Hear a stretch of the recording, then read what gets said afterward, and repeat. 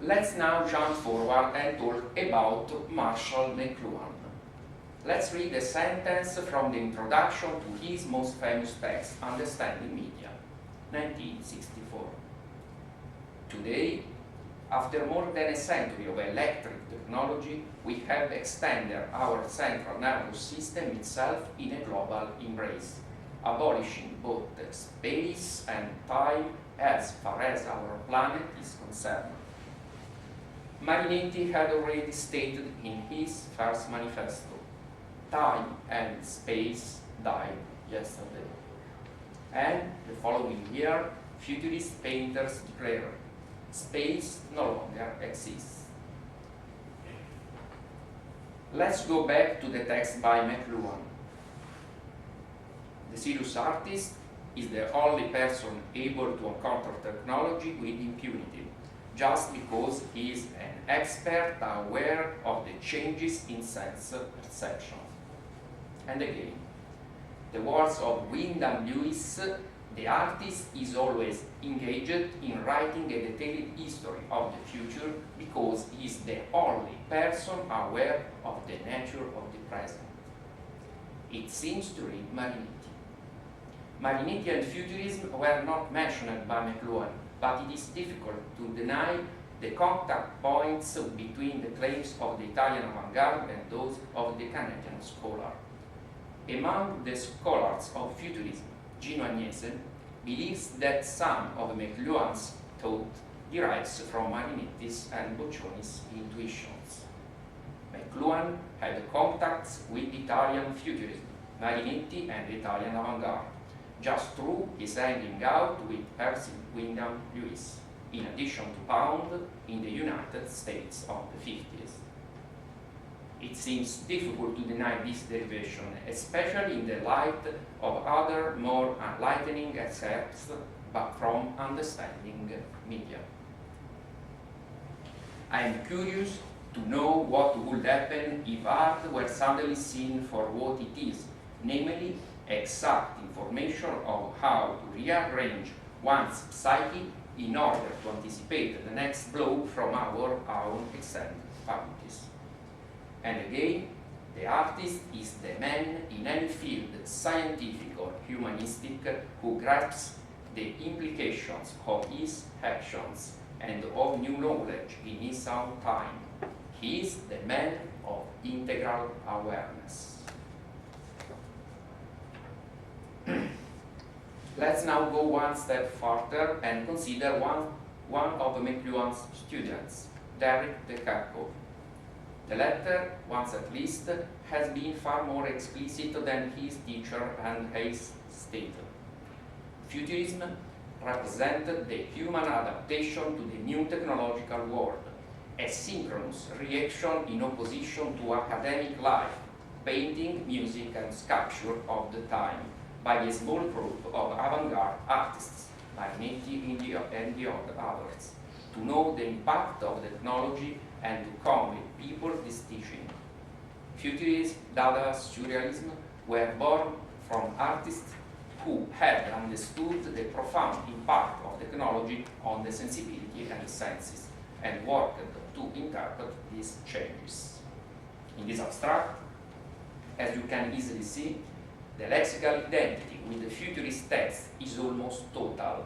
Futurism and Marinetti are explicitly mentioned. The key terms sensibilità, sensibility, and trasformazioni, changes, come once more. But what most surprises is the interpretation of futurism as a human adaptation to the new technological world, an interpretation that Marinetti and Boccioni would fully subscribe.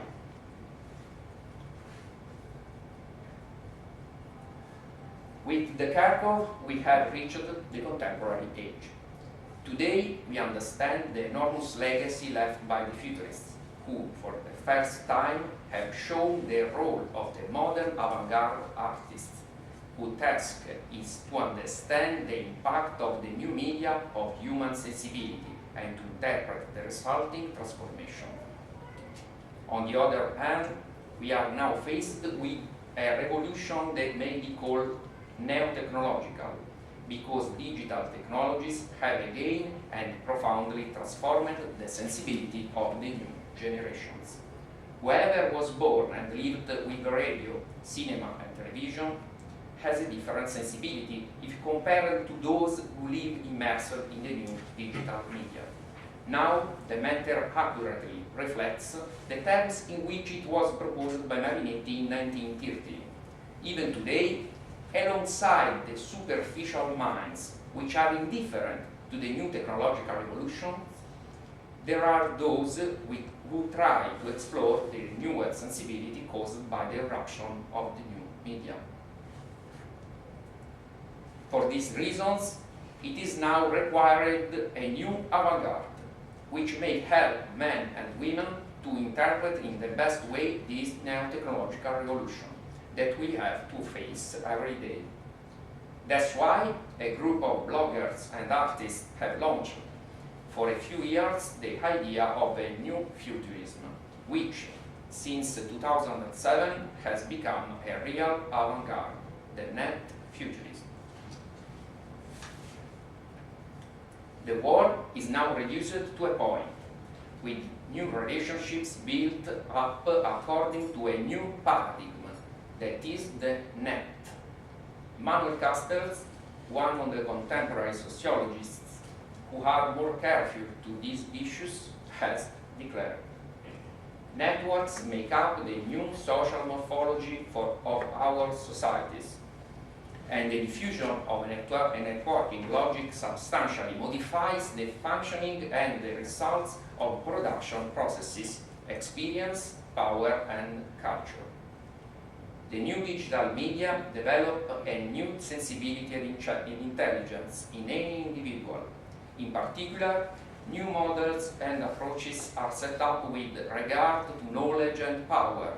A new paradigm takes shape, one which is capable of completely and permanently deconstruct that hierarchic framework, transmissive and repetitive, which characterized the world culture of the previous century.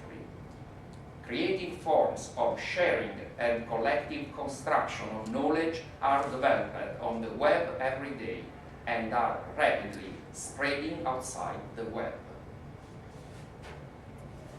The net futurism today is a current of thought that incorporates the ideas of rebellion of the first futurism and of other 20th century avant-garde movements, including Dada, Fluxus, and Situationism. It includes, among its main objectives, the democratization of knowledge, the de-hierarchization, the overcoming of art, the schooling, the fight against the dictatorship of work, etc. Probably it is just in this model that the most advanced positions expressed a century ago by Italian futurism are now totally fulfilled.